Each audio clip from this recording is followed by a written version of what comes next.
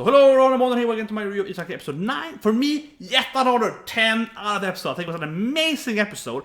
I think it's such a commentary, it was so good. And I watched one episode once, I was like, man, this is so good. They're focusing, talking about how people are like, I'd rather not live, mom, if I have my phone with me. Like, yeah, I have to have my phone with me? Come on. And I just love those moments. See the business guys, and they're like, my phone, leave for home? How would I make money then? The cops, yeah, like, it's all so great.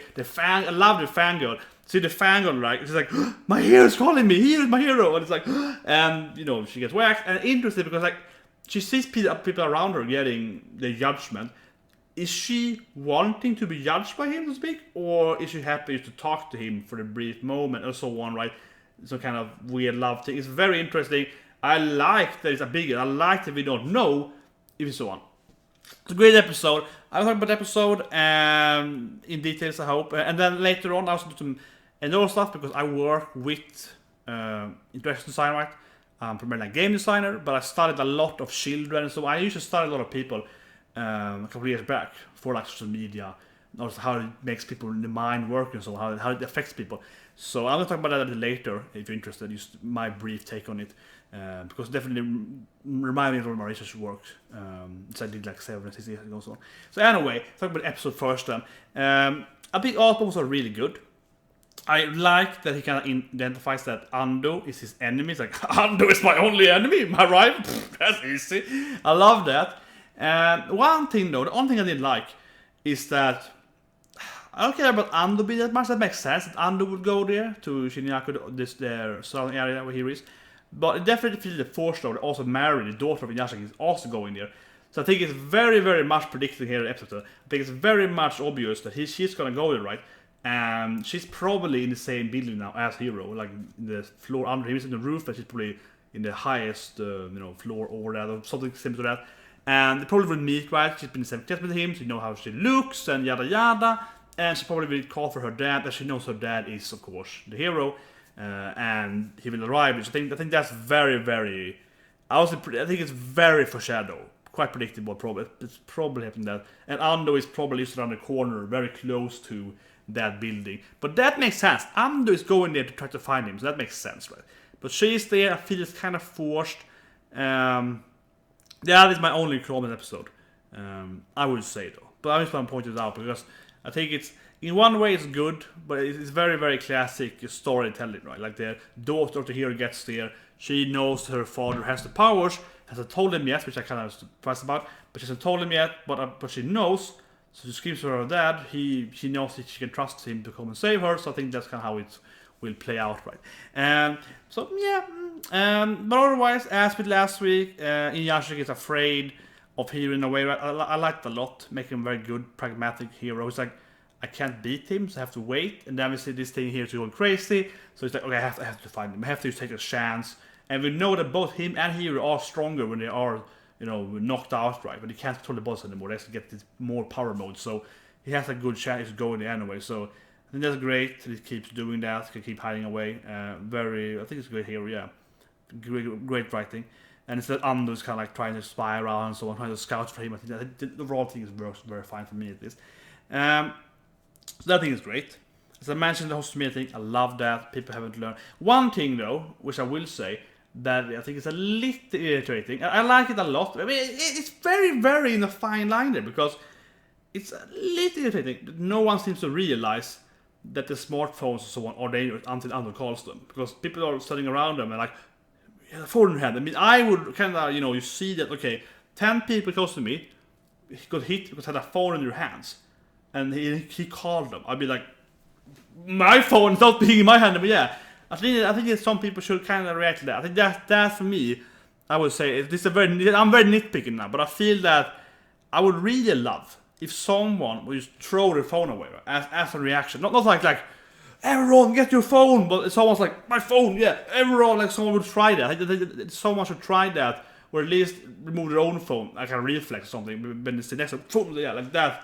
I think maybe I missed that. Correct me if I'm wrong, maybe I missed that. But I think that could be a few people doing that thing and make it a perfect episode. But that could be a good idea. Anyway, overall, I really liked it. I mean, I loved it when you go back to the big screen, right? I love the big screen thing. I loved it when they called the guy on the news. That was good. I did think though first it's gonna connect somehow to the major TV, right? And like even if it's not a smart TV in people's homes, that would be kind of weird. But it would be interesting if you could like connect through their phone to what they're seeing, and that's by getting it. It'd be very interesting that it worked. It's like the evil Muppets in Alien season 5, right? Yeah. Or 4, I think season 5, that season, when they can like they get children's like spirit out of the TVs, like that. If you watch your TV show, you get your powers. That kind of thing. It's like you watch. I mean, on your TV show, I was like, get you. That would be interesting. Didn't go for that, but also it would make less sense to yeah, it's like it would be cool, but at the same time, it's kind of like how would that work? And then we have of course the airplane, very foreshadowed. The airplane was very foreshadowed going down. But I think it's fine. I love the last part of it under like their faces doing it. I think it was a great dramatic scene there, like pulling down the whole plane. Even though it's very obvious that of course you're gonna get the plane down. I actually did think though that was gonna be worse. I haven't read the manga, so I wonder if the manga is more graphical here. Because when she was showing the baby, I was like, oh no, he's gonna like go for the baby and then the rest of the people and then it's gonna crash. And I was like, oh no, it was like it didn't happen. So that's to me a surprise. I thought it was gonna be more gruesome there. Otherwise, the episode generally was very harsh, right? Yeah, it was a lot of, yeah. This is something with live action come on that, yeah. But generally a great episode. Some stuff I also really liked. That was very detailed. Is that Mali kept looking at her dad. I love that. It was very subtle. I think that was great too. She kept staring at it a few times, like Dad's gonna. That phone thing, I love it. It's like phone. That's like yeah, I love they kept doing that thing, and so on. So yeah, great episode. Nice when I talk some rant here. Now, but like some more part with the whole social media thing, because I think it's very interesting. So when I grew up, then so it's very personal and now. But when I grew up, I didn't have a cell phone until I was 18. Actually, I didn't really feel the need for it. Small village and so on. Probably talked about one of the videos, but. I just felt that when around when I was going to college, then I got the cell phone because I'm moving away and so on, and sitting a landline. That was about the same year that Facebook actually kind of got not big then, but kind of started getting in the groups there.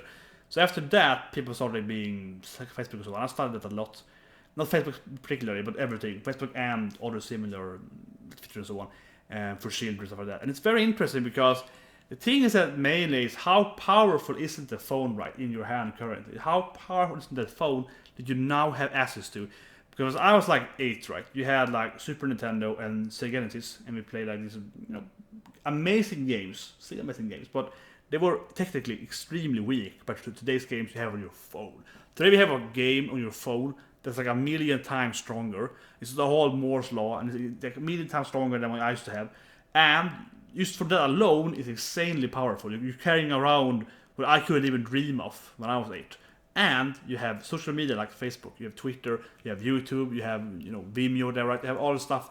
And it's very interesting, the whole commentary, because it makes sense kind of in a way, how it sounds especially. Because like, not my phone, mom, not my phone, because he has grown up having that amazing power in his hand, right? How strong a smartphone is. Carried around for, let's say, 5 years. Like when it's 8 to it's like 13, 14, something like that. And for him, it's probably extremely hard to even visualize a life without that, right? It's extremely hard. Like when I started children playing fighting games, and this is kind of true for everyone, I guess, the younger you are, but they learn extremely fast on like trial and error and so compared to let's say 40, 50 years. Yeah, like really fast. I mean, you also say, oh shit, but just how it works, how it works and so on. And they quite adapt and say, oh, this is how this works, and they test the shoulder, they test forward and so on, right? And they're very good at like adapting how a character works. To say, okay, so he can shoot, and I can jump to this thing, or it's like if he can shoot, I can probably shoot, and they test, okay, this is how it works. It's a typical gamer sense, right? But still, it's like that is way better.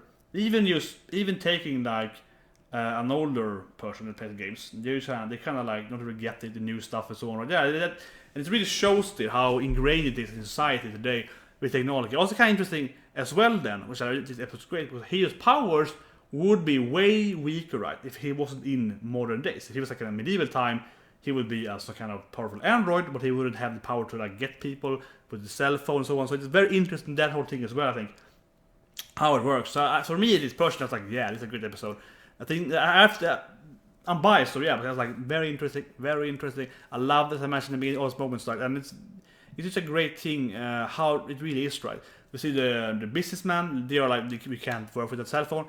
That is quite incorrect, right? They probably can do most of the work without a cell phone, but they're so used to it. It's all about the used, and like how it's just like, this is how life is, this is how it should be, this is just more convenient for me, and it's just so hard for them to kind of think about what I used to do. But those people are like 60 years old, and then how did I used to work?